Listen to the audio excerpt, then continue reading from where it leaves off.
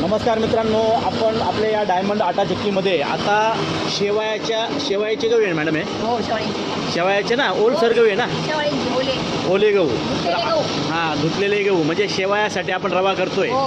तर आपण ह्या ओल्या गव्हाचं आता पीठ करणार आहोत. त्याला काय म्हणता मॅडम? सुजी म्हणता ना?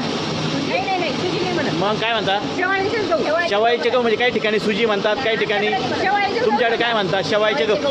हां, तर आपण हे शेवयाचे गहू हे अगदी ओले गहू आहेत, ओले करून आणलेले आहेत मॅडमांनी. आणि आपण त्यांना ह्या ओल्या गहू दळून त्यांना शेवईसाठी पीठ हवं आहे. तर त्या पद्धतीने ते रवा आणि पिठी आपण एकत्र काढून दाखवत आहोत.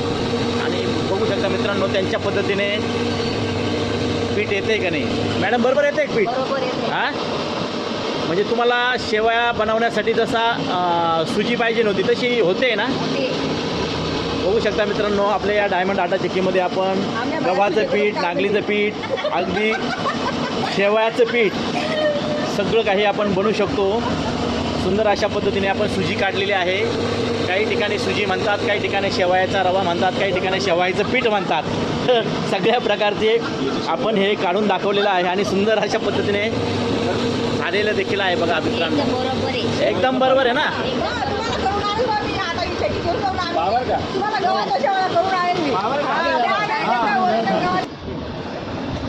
बघा मित्रांनो, रवा आणि पिठी कशी आली? रवा पिठी छान. हां, आहे ना? ओके. ते तसंच कर, टाकून देते आता, मग मी भरून देते तो उद्या आणि मग ते